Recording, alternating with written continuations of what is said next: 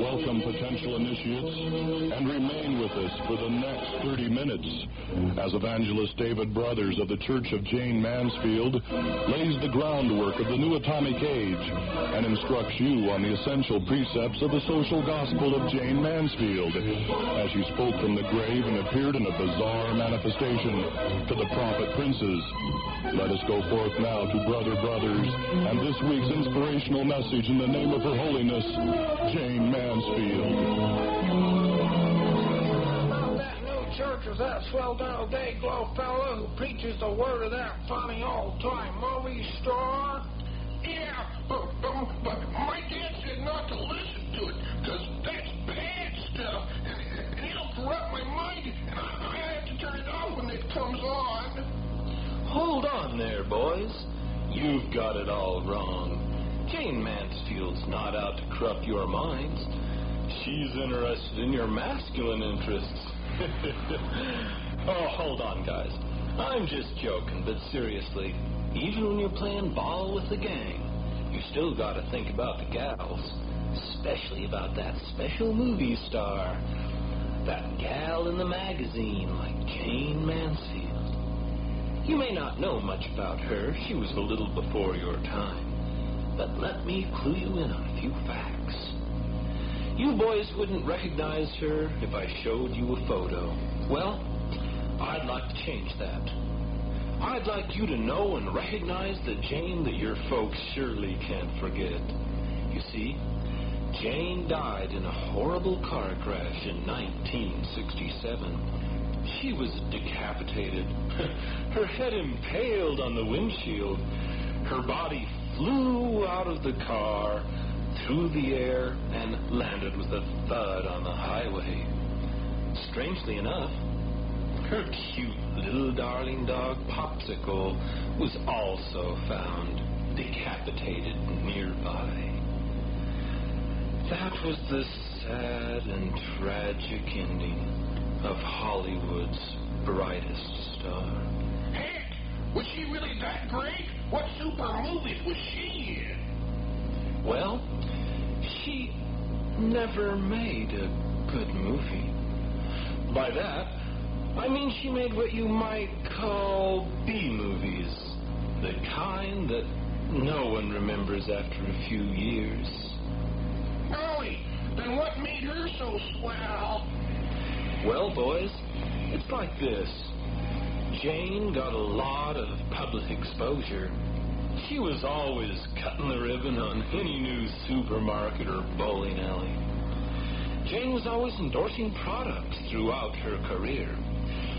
For instance, she was Miss Photo Flash, 1952, Miss Third Platoon, Miss Queen of the Chihuahua Show, Miss Orchid, Miss Nylon, Miss 100% Pure Syrup, Miss One for the Road Coffee, a Miss Negligee, Miss Texas Tomato, Miss Electric Switch, Miss Freeway, Miss Standard Foods, and Miss 4 Alarm Gas Station Queen. Of course, she was many, many, many more.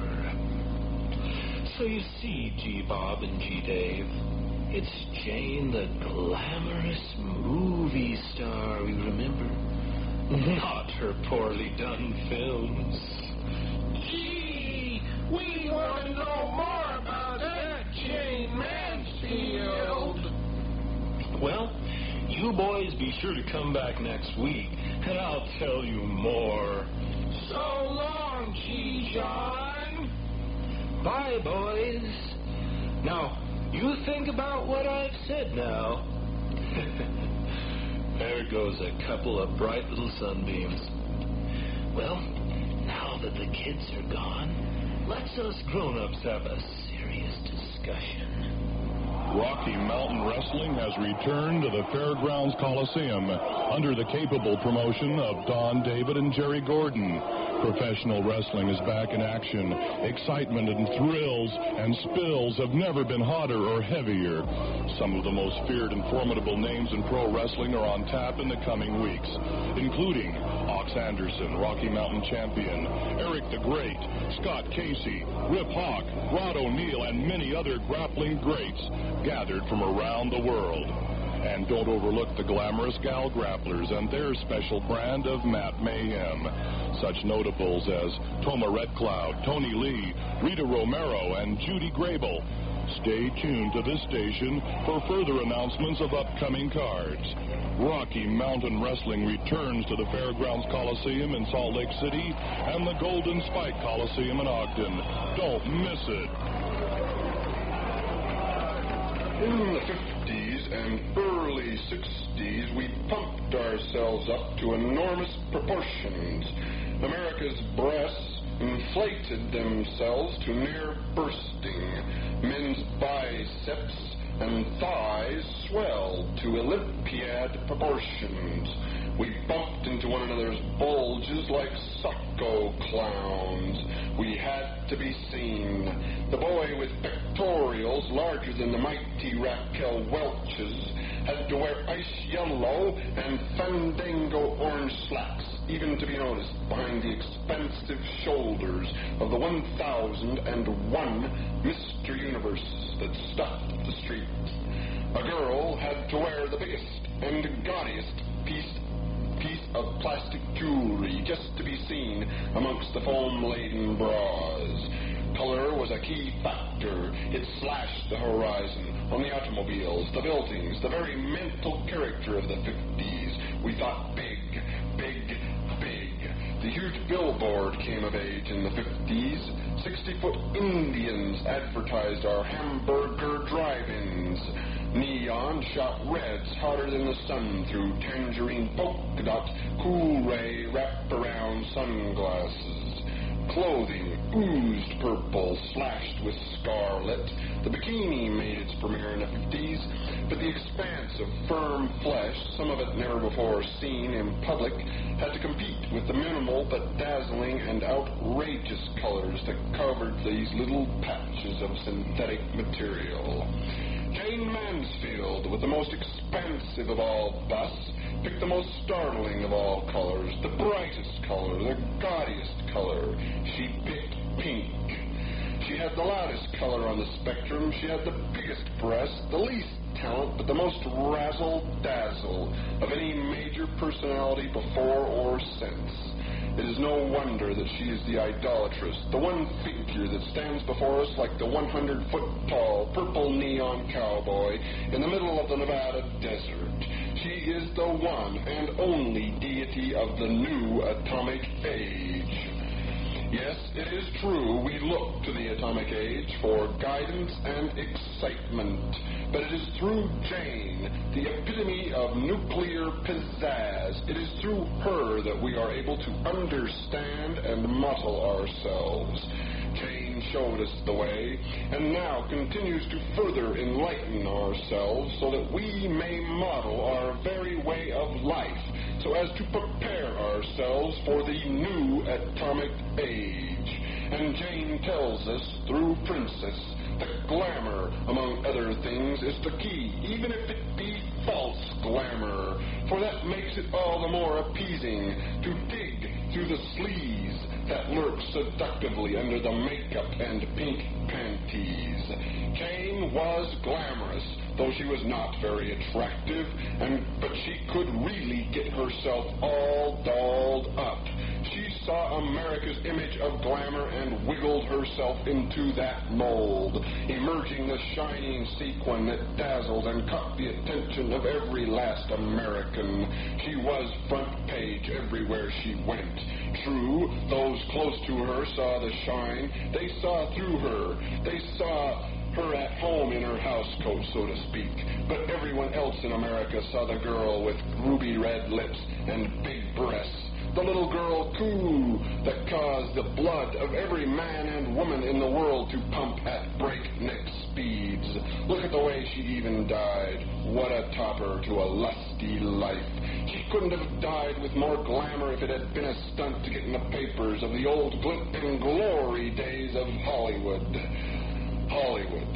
That one giant that one image that's conjured up all the excitement that only it, Hollywood, could stand next to Jayne and not wince and succumb to her glare. Only Jayne Mansfield and Hollywood could stand next to each other and not overshadow the next.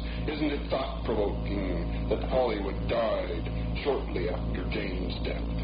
Oh boy, in the name of Princess, golly.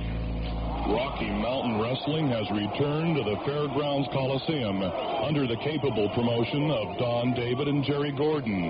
Professional wrestling is back in action. Excitement and thrills and spills have never been hotter or heavier.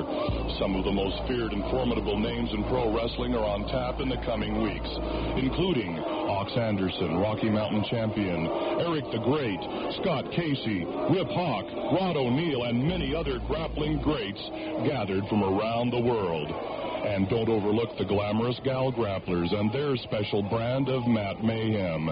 Such notables as Toma Red Cloud, Tony Lee, Rita Romero, and Judy Grable. Stay tuned to this station for further announcements of upcoming cards. Rocky Mountain Wrestling returns to the Fairgrounds Coliseum in Salt Lake City and the Golden Spike Coliseum in Ogden. Don't miss it. Saps and drifts, the deuce, the dolts, that unique bunch of people you either belong to and refuse to admit, or whom you laughed at first in high school and still continue to scoff at throughout the rest of your adult life.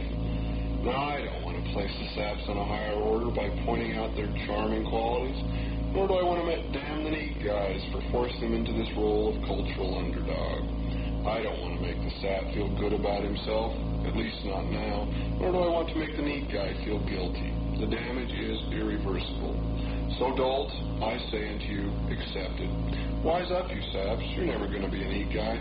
You'll never own the sports car, and only through masturbation will you ever relish the fruits of the glamorous models who adorn the pages of Penthouse and Playboy.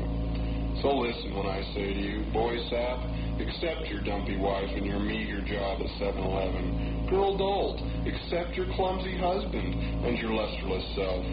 Oh, and now you neat guys, with your chest so haircut, your exclusive ski trips, and your college degree.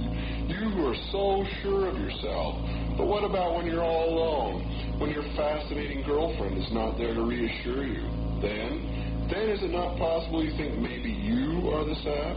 Is it not possible that any one of the Bee Gees has more neat in his belch than you could ever hope to have? Does not Linda Ronstadt emanate a brighter glow of neato, and you, who can only buy her impersonal little records and tapes, and maybe sing along to the words and fantasize she's singing to you? But spare not, for there is hope.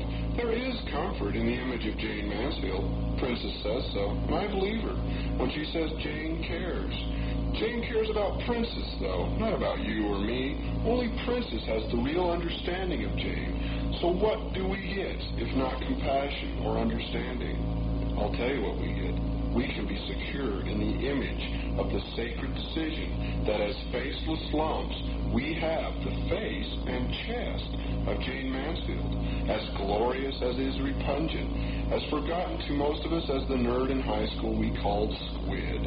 But that face can be conjured up again, once more or for the first time. You can know the spectacular and sensational body that was just that, a body, nothing more. This church only offers you token rebirth, that 1-2 punch that gives you not a new life, a new immortal self. It gives you something to talk about, merely something to suck on like a piece of cheap candy. It won't fulfill you, but it won't deceive you either by saying there is no deception, because the illusion does exist. Similar by appearance, we know there are no rules, hence we here have set up a new series of rules, knowing full well there never can be any. Heck, this church, the Church of Jayne Mansfield, deals not in dogma. For dogma to exist, I would have to believe what I'm telling you today. is irrefutably true, that nothing could change my mind. But what do we have? I mean, really, we have only the word of Princess, and even Princess tells us that Jayne is a flake. Princess tells us that Jayne Mansfield has and will change her mind, that cute little head of hers is so confused that Jayne can only tell us what is what now, but she makes no bones about the fact things may be different tomorrow. But does this mean we should disregard her today? No. If you want me to come out today and say, friend, this is this and will always be this, then I suggest you tune in elsewhere. We don't need you. If you feel insecure with my lack of firm conviction, then try listening to the born-again Christians. They'll tell you that this is this and will always be this, even if it's obviously not, even if it is obsolete. If you're that big enough a fool to believe that someone has found the one and only way, then I say to you, go fritter your righteous life away somewhere else. We don't need you. But if you are man enough, and I mean man enough, to accept the instability of a changing world, if you can look at the facts, and if you can face the lies and accept them like they were the truth, then stay tuned, friend, for you have found the right spot on your radio dial.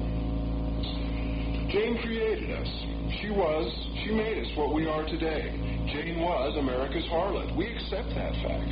She gave birth to us. She gave birth to us, her illegitimate children. But we rebelled shortly after her death. We became aware. We became mellow. Hot dog, huh? We let our hair grow long and then cut it stylishly. We like disco now. Ha, pshaw.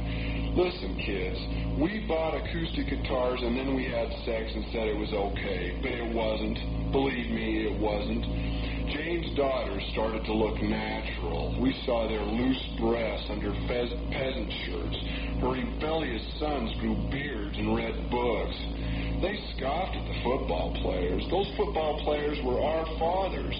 Those football players were our fathers, the muscle men. But those guys, they renounced Jayne, who said sex was dirty, but appeared near nude in bikinis. We damned Jayne as a hypocrite. We renounced the one, the only one, who gave her head for us. But Jayne forgives us. Princess says so anyway. You can once again accept Jayne and find lust in the double standard. You can again change. But can you change for Jayne? Can you wear slacks instead of jeans? Can you wear plastic animal skins? Can you trade in them earth shoes for go-go boots? If you can, Jayne welcomes you with open arms, as she has accepted Princess. For it was Jayne who first accepted Princess when she came to her in a vision. Now, let me read to you that vision as it is written in the book of Double Standards.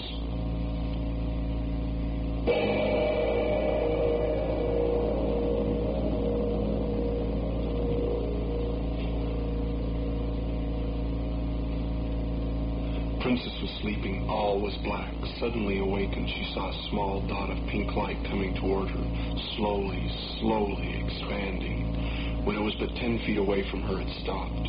Princess sat mesmerized by the sight. Suddenly the ball of pink light flashed and filled the room. The center was like the sun, which was no more than 5 feet away. Small balls of the light broke away from the center and began to orbit about like a heavenly galaxy. The small satellites began to take shape. They revealed themselves to be pink poodles with rhinestone collars and red toenails. They yapped eerily as they circled the main source of light, which was beginning to take shape also. Princess was overcome by the spectacle. She concealed her eyes in her hands, sobbing. It was so intense. Suddenly, she felt a warm nose on her bare arm. She looked up in complete fear. It was one of the cute poodles panting at her side. The doggie was so cute, she had to smile and pet it. The pink thing jumped in her lap and then nodded her little head toward the source of light. Princess looked to the center of the room. There, hovering on a heart-shaped platter, was Jayne Mansfield, more beautiful than ever. She smiled at Princess so nicely that soon Princess forgot all her fears. Princess shyly asked, "Is that really you?" Jayne didn't answer, but instead motioned toward the dog. Princess looked and noticed a small piece of paper under the cute little doggie's collar. She slipped the note out and read, I'm awfully happy to see you again. I know I've been away a long time, but I'll never leave you again, as long as you remember this place, for this is the only place in which I can appear. But I can send one of my doggies with a note under his collar to find you. Love and kisses forever, Jayne. The pink poodle hopped off her lap and jumped into the light that surrounded Jayne and began to circle her like the other dogs. And slowly, as she came, Jayne disappeared into the dark night. Well, of course, Jayne continued to visit Princess, and that is how we get the books that she continues to deliver to us. Princess has accepted Jayne and will continue to do so, whether or not we believe. So I say unto you that this is hot stuff, and we'd be less than dull to ignore it. Oh boy, you bet, in the name of Princess, gee whiz. Rocky Mountain Wrestling has returned to the Fairgrounds Coliseum under the capable promotion of Don David and Jerry Gordon. Professional wrestling is back in action. Excitement and thrills and spills have never been hotter or heavier. Some of the most feared and formidable names in pro wrestling are on tap in the coming weeks, including Ox Anderson, Rocky Mountain Champion, Eric the Great, Scott Casey, Rip Hawk, Rod O'Neal, and many other grappling greats gathered from around the world. And don't overlook the glamorous gal grapplers and their special brand of Mat Mayhem. Such notables as Toma Red Cloud, Tony Lee, Rita Romero, and Judy Grable. Stay tuned to this station for further announcements of upcoming cards. Rocky Mountain Wrestling returns to the Fairgrounds Coliseum in Salt Lake City and the Golden Spike Coliseum in Ogden. Don't miss it. Hey-ya-hi-ya-ho there, saps. This is Joseph, curator of the Closetal Skeletal Memorabilia Museum of Jayne Mansfield and Dayglow Trading Post. I've been a long-time follower of Princess's interpretations of the ramblings of Jayne Mansfield's disembodied head. These ramblings have influenced my thinking in a more socially acceptable form. Socially acceptable in the respect that before I got into Jayne's head, I was the most cheesy, sleazy con man in the business. I used to sell the most disgusting junk and perverted paraphernalia in the world. Now I sell in the name of Princess for the voluptuous Jayne Mansfield. I've got really fashionable tees, neat little buttons with the head of Jayne impaled on the front, and tapes of this broadcast.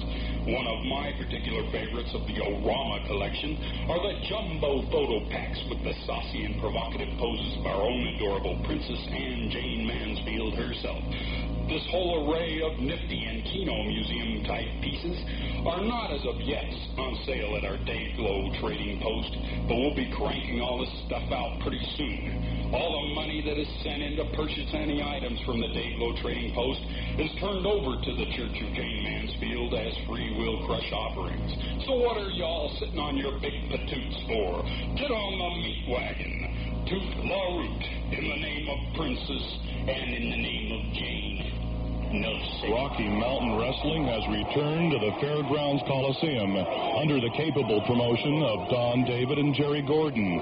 Professional wrestling is back in action. Excitement and thrills and spills have never been hotter or heavier. Some of the most feared and formidable names in pro wrestling are on tap in the coming weeks, including Ox Anderson, Rocky Mountain Champion, Eric the Great, Scott Casey, Rip Hawk, Rod O'Neal, and many other grappling greats gathered from around the world. And don't overlook the glamorous gal grapplers and their special brand of Mat Mayhem. Such notables as Toma Red Cloud, Tony Lee, Rita Romero, and Judy Grable. Stay tuned to this station for further announcements of upcoming cards. Rocky Mountain Wrestling returns to the Fairgrounds Coliseum in Salt Lake City and the Golden Spike Coliseum in Ogden. Don't miss it. In the book of double standards, Princess tells us that Jayne feels she died at the hands of our vanity. Does this mean she was decapitated in the name of vanity? Not literally. Her death, for the most part, was an accident, or possibly incompetence on the driver's part. But that is besides the point. Jayne was the trick mirror of our lustful narcissism. She created herself in its image and then distorted it. She built it up, exaggerated it, and titillated it to the point of intense squirm, until we gagged. She put the finger of sex down our throat till it touched our little ova. You know that punching bag type thing in the back of your throat? She pushed further and further until what happened? We snapped our mouths shut, biting off Jayne's head. How inconsistent we are. We begged her to snuzzle her 40 inches down our throat, and she gave us 42. We gulped it up until wham, we started to retch. We couldn't take any more. We betrayed her. We were disgusted by her. The sudden change so upset her she didn't even know what happened. She died a discarded and beaten woman. The very image brings a lump to my throat and a guilty conscience I can't shake. But Jayne is not bitter. She forgives us. She understands the double standards now. She wants us to know them.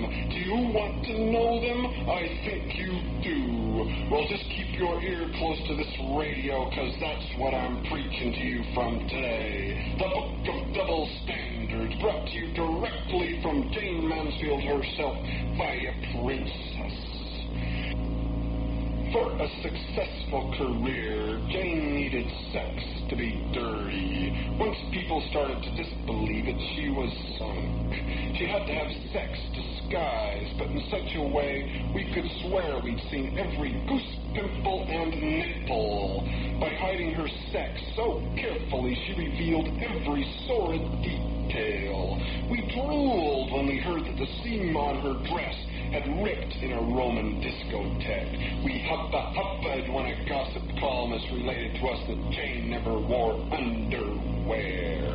There were rumors of wild affairs, all of which we poured over our slacks, bulging with a desire to have her. Jayne denied the rumors, but we knew they were true. Actually, for the most part, the stories were false. But where lust and wantonness are concerned, there is no such thing as right and wrong. You fantasize about the lushness of her body and then straighten up for a condemnation. Was she corrupting the moral fiber of our youth? Did we want our teenage daughter to imitate Jayne Mansfield? Of course not. But oh, what you could do with that woman if you just could be alone with her for one night with nothing but a few latex novelties and the dirty books in your bottom drawer. So do you see what I mean now by there's no right or wrong, no truth, no lies, and even more unbelievably, no hypocrisy. You live the simple fact of don't do that, but boy, if you did get the chance, what you could do. While Jayne was alive, she didn't quite understand this double standard, though she played it exceptionally well. She didn't show too much of her body, so American male wolves got in trouble with the family, but she exposed enough that you could dream up a sordid pamphlet full of nasty fantasies. Everything was going just great. America had something to lust after, and the concerned public didn't find Jayne too questionable. It was great for all concerned, though a little strained at times. But what do you know? Along comes the sexual revolution, with hippies saying Jayne's kind of sex was a lie, calling her a hypocrite. Those long-haired creeps were disgusted with all the sordid fantasies we were able to get out of Jayne. They said clean sex would alleviate our hidden inner desires and make us much more relaxed, less tense, less aggressive. Those hippies made free love, not dirty sex. The kind of sex that we relished, the kind of sex that we didn't have to confess to, the kind of sex that we didn't have to feel guilty about. In the name of Princess, oh goodness, gee whiz. Well, in brief, with the few minutes I have left, let me remind you that the Church of Jayne Mansfield will be on each week at this same time, Saturday at 3 p.m. Next week, we'll further explore the lineage of characters that are essential to our makeup. And the week following, I'll be talking to you about your obligation to the future. And oh, what a future it shall be. This new, all new and improved atomic age with the guidance of Princess Jayne Mansfield, myself, and of course, Darrell Dayglow, our evangelist in exile. Thank you very much, David Brothers. And now we're going to go immediately to the Sixth Sense radio program with Ken Johnson. This evening, or this afternoon, I should say, he's debating Kermit Webb of the Landmark Church in Brighton, Colorado. I believe. No, he does the old Landmark Hour here on KBBX. At any rate, the Sixth Sense is a paid program and does not represent the opinions or beliefs of KBBX management or staff. While KBBX personnel reserve the right to adhere to whatever beliefs they choose, the opinions and beliefs discussed on the Sixth Sense radio program are purely those of the participants and do not influence or represent the philosophy of KBBX or of staff members.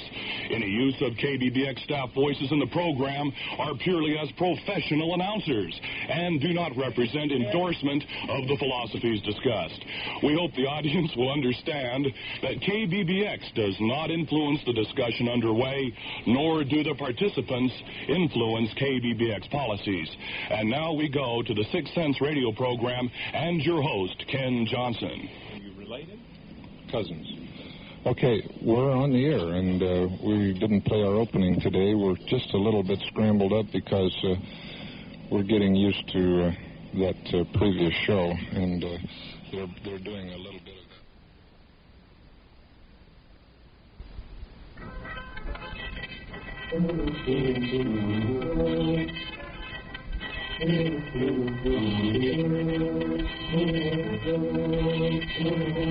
Welcome, potential initiates, and remain with us for the next 30 minutes as evangelist David Brothers of the Church of Jayne Mansfield lays the groundwork of the new atomic age and instructs you on the essential precepts of the social gospel of Jayne Mansfield as she spoke from the grave and appeared in a bizarre manifestation to the prophet princes.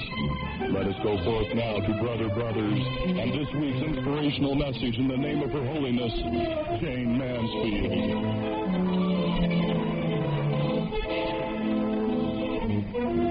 You bet. Thank you very much. This is the Church of Jayne Mansfield, and we're live this afternoon out here in Centerville, Utah. And I'd like to remind you that this is a two-way radio call-in type show. Our numbers out here are 298-3235 or 298-3236. Remember those numbers if you want to give me a talking to. This afternoon, I'd like to help clarify a few of the problems that might have been raised during last week's premiere program. You know, I bet you're wondering to yourselves, who were all those different people we had on last week? Well, this church, like all churches, has a long list of characters that's essential for the makeup of its theology. For instance, G. Bob. He was that kindly old fellow who talks one-on-one with the kids. Bob feels it's the kids of today who will be tomorrow's saps, and as the memory of Jayne recedes further and further into the past, it becomes harder and harder for the kids to learn about the divine Jayne from their parents, and you know that's where he's coming. Wait a minute. You know that he's in, and he wants to help these youngsters by giving them some straight facts and a little guidance. Bob, of course, feels that today's saps aren't giving these kids what we need tomorrow. Let's go on. Joseph. He's that streetwise fellow who really makes this show possible by selling all those great things down there at the Dayglow Trading Post. Hey, Joseph really lets us have it with some great items like buttons, T-shirts, pamphlets, and tapes of this and previous recordings. Joseph right now happens to be in New York City following around Aunt Bee, who's a bag lady. Joseph should be back soon, and I hope that he'll really let us have it with some more great buys. Let's not, of course, forget Darrell Dayglow, the original and most enlightened of all our evangelists down here. Darrell has been silenced, so of course we can't bring him out yet. But Darrell still stays in touch with myself. As a matter of fact, I was talking to him just the other day, and he told me he's just itching to get on the air and really let us all have a piece of his mind. Darrell's fiery spells are infamous with us down here at the church, and though I can't tell you exactly why he's been put into exile, I can say say that the rumor afoot that he's singing hymnals over at radio station Heart are untrue. But with the good luck of Jayne, Darrell will be by our side once again, and I assure you that the wait will be worth it. Well, let me go on now and talk to you a little bit about the church itself. Let's talk about the mystics. The mystics that guide us through the world of the heads and neat guys. Those people who are continuously trying to thwart our future. The future that belongs to the titans of the new atomic age. The new atomic age, which Princess tells us is coming soon, shall be a technological delight where prolongation of life becomes a reality. Medical science, after great procrastination, will have finally made its just desserts, and we shall benefit or suffer, as the case may be. For though we shall have immortality, Princess tells us in the Chihuahua Revelations that the immortals, the titans, aren't very healthy. These small, swarthy-complected men shall have a continuous cough, like an old smoker, which is basically about all they are, old smokers. Sex shall be reduced to the preliminary stages of titillation. I'm saying fertility will be a futile act. The sex act will not be consummated, for though the desire is still there, the necessary biological functions necessary for reproduction shall be absent. Eventually, I envision the entire nation will enter a state of menopause, where we have no desires at all, though, of course, these are my own speculations, not the written words of Princess. Tomorrow's technology shall be as it was in the first atomic age, our one source of glory and dreams coming true, with a better future as our one and only goal. Now let's think about what I've said. In this day and age, the only ones who want to think about the future are the Christians. Why just the Christians? Because they are the only ones with something really keen to look forward to. That something is Judgment Day, of course. The day Christ is going to come down to earth on a moonbeam and escort all his devout back to heaven with just his good looks. Sound a little hokey to you? Well, it's common knowledge now that the Christian is obsolete. They've merged with IT&T and really don't expect any of us to honestly believe this yarn. We're too well educated. There's no controversy surrounding the religion anymore. Born again simply means the guy's into heavy raps. A child would rather run out into the streets and just watch a jet plane pass overhead than watch the Bible story with Charlton Heston on TV. Jesus Christ Superstar, that movie and Broadway play, was a ridiculous attempt to put Christ on a modern level. It was like watching Laverne and Shirley on the farm. It was a saccharine attempt to make things look old hat look new and Fort Wit acceptable. It doesn't work, and we, the restless, don't have to accept it. I want to read to you a letter sent in to myself a couple of weeks back from a friend of mine here in Salt Lake. He writes, "The other day, David, a gang of born-again Christians approached myself and a companion. Immediately they asked, 'Have you accepted Jesus into your heart?' I said, 'Not really.' Well, of course, I got the full 10-page lectern on how he died for my sins already, and that I'm saved, if only I'd accept him. After a bit, I said calmly, 'You know, I get the feeling you guys are trying to make me feel good about myself. And then, when I'm ecstatic enough, you'll ask me to accept Jesus into my heart, and before you know it, while the good cheer abounds, I'm a-praying like Holy Joe down here on the concrete at D's. When Jesus has touched your heart, your whole being is filled with happiness,' they says to me. I says back, 'It won't work, because I still think I'm a sap in the overall sense of things, and I think you guys is a couple of real bozos, so skedaddle.' Direct insults don't affect these people. Their sermons got fierier until finally they said, 'Get down on your hands and knees and pray with me, brother.' I said, 'No.' They said, 'It'll do your soul a lot of good.' I said, 'All right, I will. If you go out there and stand in the middle of State Street right now and shout at the oncoming traffic, 'Jesus is my Savior,' for a full 10 minutes. 10 minutes. He said, 'No, what would that prove?' I says, 'It would prove to me that you are indeed devout and confident in the hands of Jesus.' It was obvious we had him up on a double dare, so he says, 'I'll do it, but just for 5 minutes.' if when, and I'll do it only if when I get back, you get down on your hands and knees right here and pray for Jesus' forgiveness. Sure, I says. Well, let me tell you, folks, it was Saturday night, right there on one of the busiest parts of State Street with all those teens out cruising. And then here's this Jesus freak out there in the middle of the road shouting at the top of his lungs, "Jesus is my Savior! Jesus is my Savior!" Well, those kids ain't in no mood for Sunday school on a Saturday night. They want action and women, not a burnt-out hippie spouting this old Jesus stuff. So after laughing my full head off for a few minutes, when I sees he's ready to come back in off the street, I hightailed it out of there. Ain't no way I'm going to be on my hands and knees on the dirty cemented D's going, "I repent." I'd had my fun, so I scooted. But you want to know something, friends? I think we both got something out of it. I, for my part, got a good laugh. And the Christian, he got a form of self-confidence. He could say to himself, "I do believe. I've proved it." And you know what? He's right. He does believe. Yes, sir. He proved to himself and me that he will stand in the middle of the road and have faith in Jesus. But does this necessarily prove he was right or wrong? You see, this church isn't going to come out here and tell you what is right and what is wrong, since I don't think there is such a distinction. And if on future programs it seems we are doing such, it's only a matter of practice. We're going to take a stand and then hopefully try to contradict it. All basically I can simply give you is a social diary.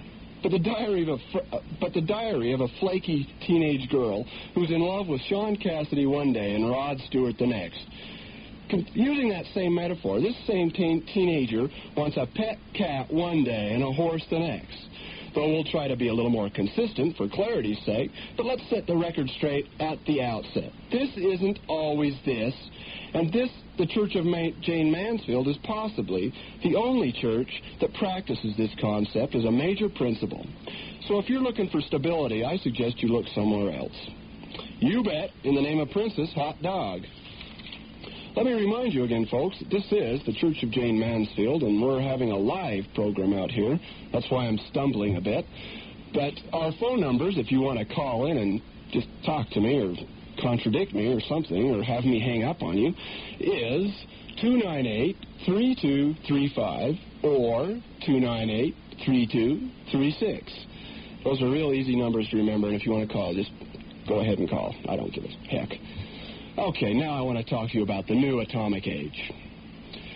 Mr. Atom is our secret agent man. He's the only spy that's going to pull us out from behind the curtain, from behind the iron curtain of the heads and neat guys.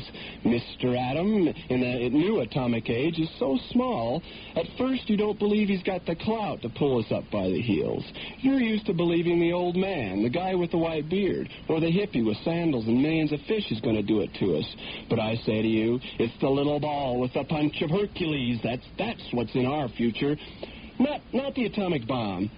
It's atomic, all right, but we're kind of involved in a futile race. We're pumping our atomic bomb meat up and neglecting the research necessary for true power.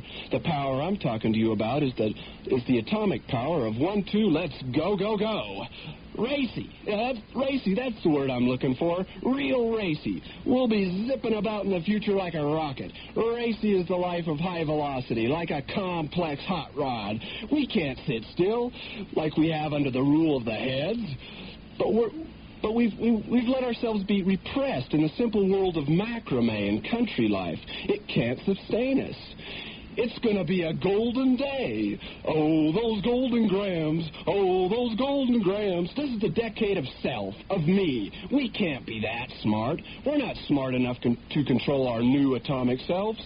Sure, we can pick our own deodorant and natural foods, but only, of course, if the government makes it mandatory. This product lists its ingredients, whether it uses a propellant dangerous to the ozone or not. Something like that. Sure, we can handle that, though there'll always be a new ingredient detrimental to our health that we have to rally together to combat. But can we develop our essential future by ourselves? Can the clowns in Congress ensure a gung-ho atomic future? any future for that matter. I say, heck no. Just look at the three stooges we've sent to Washington. I'm talking about Garn, Hatch, and Marriott. I hate to even think about those boys. They're so embarrassing. Do you honestly think that those hooligans are capable of rocketing us into the new atomic age? I don't. I think those guys have a hard enough time keeping us in the pioneer days all year long. But in all fairness to Congress, and in particular to our three goofs, I hate to even mention their names, these guys, they do represent America as it is today. Yes, they do. Clowns don't just appear out of nowhere. It took a bunch of bozos like America's current mental attitude to produce them. But, baby, let's go. We're going to do the jerk right into the new atomic age. Jayne demonstrated the twist. Now let's do it. Now let's move this whole house. Atomic, oh, I can't help it. I want to ride the rocket. Esprit de rock and roll. We're going to rock and stomp tonight. We're going to rock and stomp tonight. New atomic age, rah, rah, rah. Hot dog, hot dog. Oh, boy, let's see. Once again, I'd like to remind you that this is a live show, and if you want to call, here's those silly numbers again. 298-3235, 298-3236. Personally, I don't care if you call, but if you want to, just go ahead. Our program director suggested we have a live show. I said, well, I'd rather do it on tape. I have a tendency to flub up, mispronounce, and lucidity is not one of my more common assets. I mean, I have a tendency to contradict myself. I realize that, but I don't want anyone calling up and pointing out to me that I contradicted myself, because I just have to stop and get that dumb look on my face and say, he's right. But that's okay. I've accepted the fact that I'm flaky. I've accepted the fact that I can kind of contradict myself, and you know how I've done it? By reading the Book of Double Standards, that great book published by Princess that lets me be me, lets me be a flake, lets me say whatever I want to, and not feel like a goof, not feel like a hypocrite. Oh, my goodness, we've got a phone call. I can hardly wait. Let's see here. We push that little button, and then we push this little button. Hello, you're on the air. You're in the rocket, so to speak. What you got to say? Hello? Is this for real? This show, is it for real? What do you mean? Is it just a big joke? You're the joke lady. So long. Oh, we've got another phone call. Hello, you're on the air. Hello? Oh, you hung up. Darn you. Well, let's get rid of all those guys. Okay, now let's continue where I was. Wait a minute, somebody's back on the air. Let's see. 1, 2. Hello? Hello, you're on the air. Hello? If you'd like to make a call, please hang up and try. I'll go away. If you need... There. I hope that's taken care of. Now, oh, yes, let's talk about Jayne Mansfield. Oh, I want to remind you, folks, that we now have a post office box. And if you would like more information about Jayne Mansfield, oh, and we've got a special deal this week. Joseph just handed in to me, if I can find it. Here we go. Joseph wrote this up for me. Listen, kids, this week only, when you send in a card to us with a SAISY, self-addressed, stamped envelope, you get free a Junior G-Men badge, along with a short little essay written by Brother Brothers entitled, Why I Chose to Be a Sap.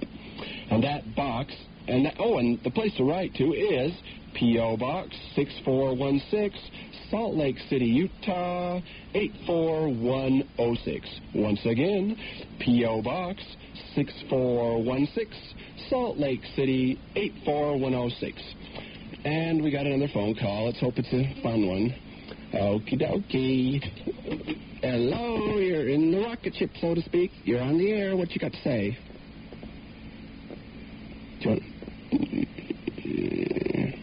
Don't want to talk to me, huh? Well, so long. Oh, I wish these people would stop it.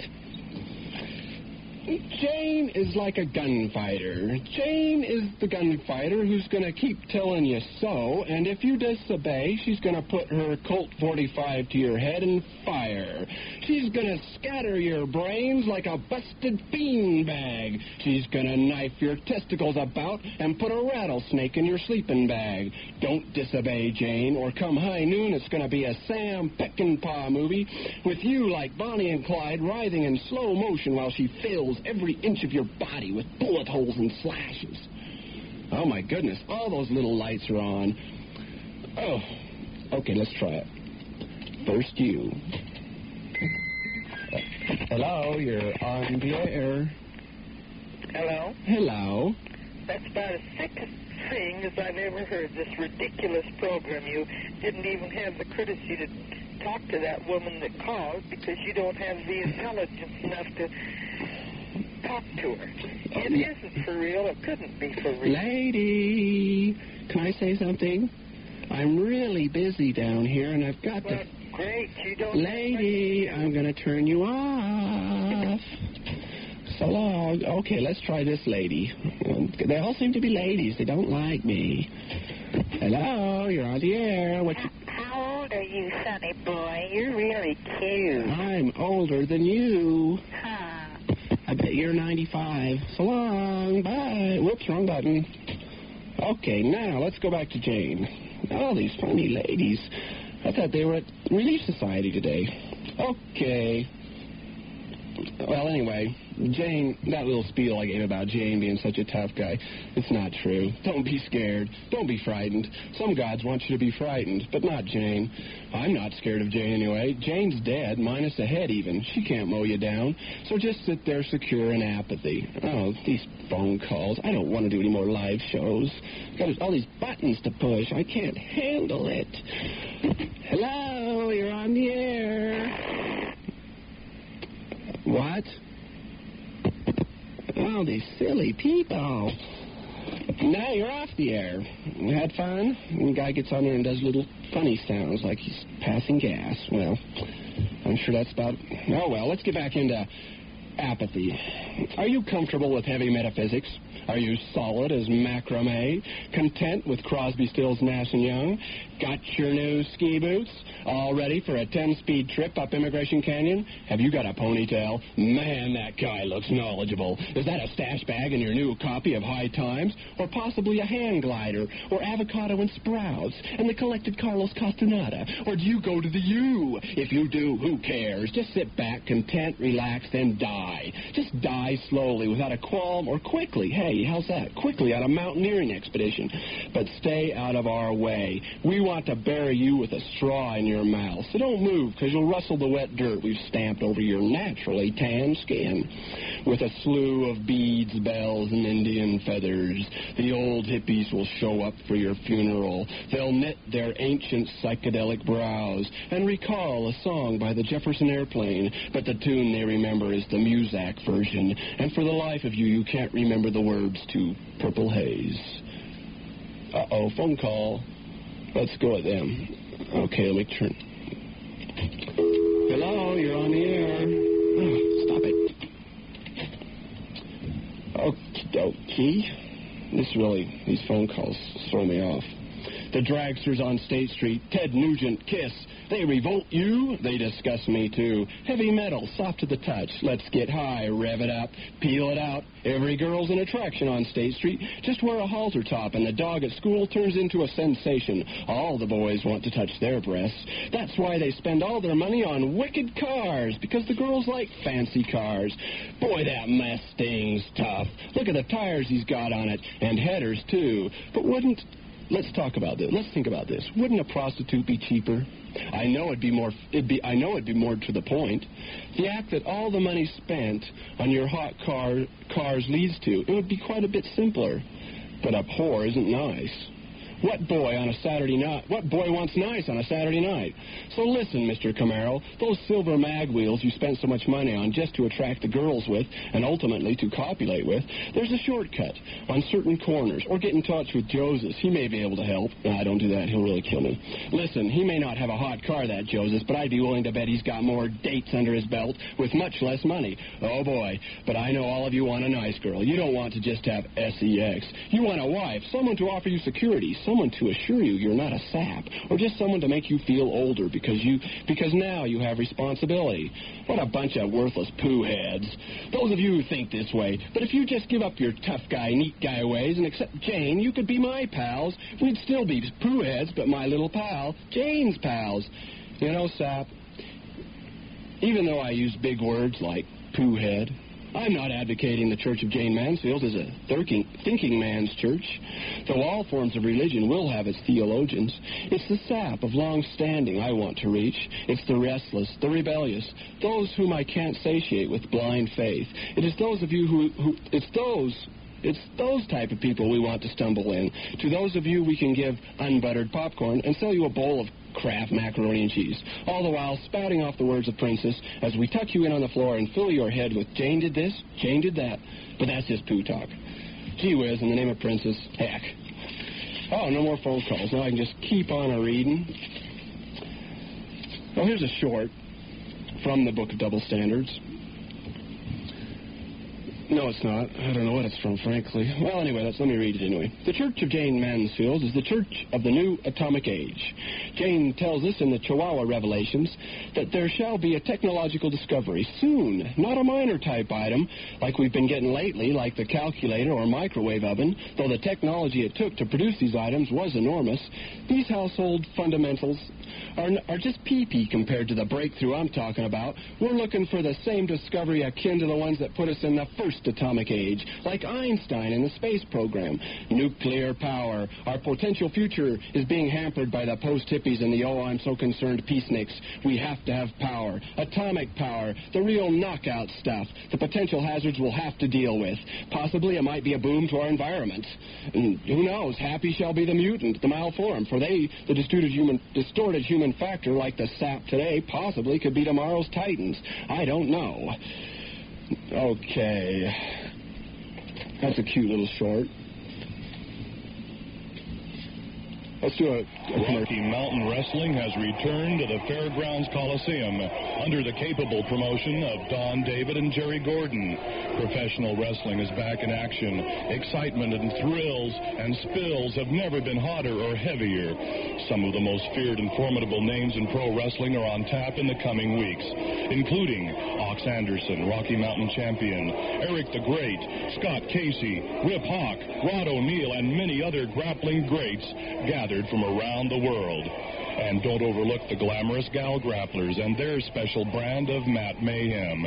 Such notables as Toma Red Cloud, Tony Lee, Rita Romero, and Judy Grable. Stay tuned to this station for further announcements of upcoming cards. Rocky Mountain Wrestling returns to the Fairgrounds Coliseum in Salt Lake City and the Golden Spike Coliseum in Ogden. Don't miss it. You know, that's a great one. I love the Rassles. I go down every week when they're here. Well, it's been 7 years since they've been here, and I sure missed them. And I hope you people will go down to the Rassles. In fact, Butchie Boy and myself wrestle quite a bit. You know, I want to read to you something here that Jayne personally wrote to Princess. It goes like this. Jayne said to Princess, "You don't need me." That she didn't have to appear before her. That is, Jayne didn't have to appear in the Revelations before Princess. That it was only because Princess was so close to Jayne during her lifetime. But you, Princess, would have written these words, meaning the Book of Double Standards, by yourself in time. But Princess was so in need of a little push, though the book could easily have been yours and possibly is. For you see, now this is important, listen up. For you see, Jayne says, I don't think there is an afterlife. I am a gimmick to those people out there, but to you, Princess, I am real. Because you remember me, though you were only 10 years old when I died. You had your first and only crush on me, and I adored you. Remember those little houses you built for me on the floor of the Pink Palace? They were so cute. You were so cute. But in the end, you would not have needed me, that after much trial and error, you would have written the book of double standards on your own, and the Chihuahua revelations would have proven themselves true. So all I've really done is save you some time with these little visits. And even though you now have the books, all's not swell. It won't all be okay now that the double standards are out in the open. But don't worry, I don't think there is an afterlife. Just a bunch of pink hearts that hover at the end of pipe cleaners dreamily, with little cardboard cutouts of red cupids. Well, I think we've got time for one more short phone call. So I'll remind you that the phone numbers are 298-3235 or 298-3236. Also, I'd like to remind you that this week only, when you send a card in to us with a SAISY, now don't forget your SAISY because Joseph hates to buy stamps, you get a free Junior G-Man badge, along with a short little essay written by myself, Brother Brothers, entitled, Why I Chose to Be a Sap. Now, these buttons are really great. It says right on it, G-Man, and that's what I am. I'm a G-Man, and I hope you want to be a G-Man, too.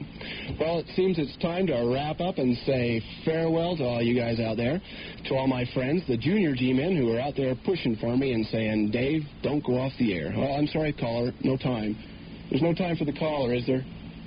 Well, I'll take the caller. Here we go. 1, 2, 3. Well, turn this one on. Hello, you're on the air. What you got to say? Hello. I was wondering what the Jayne Mansfield Church of the Atomic Age believes in sex and drugs.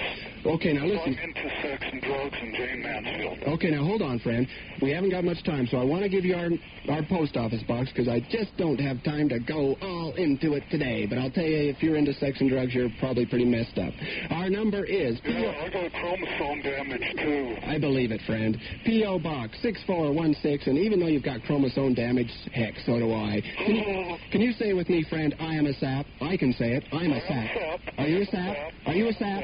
Are you a sap? Okay, sap. We'll see you later, and don't forget to write us at P.O. Box 6416. That's in Salt Lake City, zip code 84106. Okay, we'll talk to you later. I got Hallelujah. Amen. No, don't say that. It's oh boy in the name of Princess Heck. Bye-bye. Shut up. Okay, now, let's wrap up. I'm going to say next week we're going to be talking about our new atomic age, and it's going to be great. I've got all the words written down according to Princess, and maybe I'll even read to you, tell you some more about Princess herself. Jayne herself. She had a real wonderful life, and I think the seconds are ticking down. So let's say goodbye, and until next week, this is your friend, your sap, Brother Brothers from the Church of Jayne Mansfield. Oh, boy, goodness gracious, in the name of Princess, so long.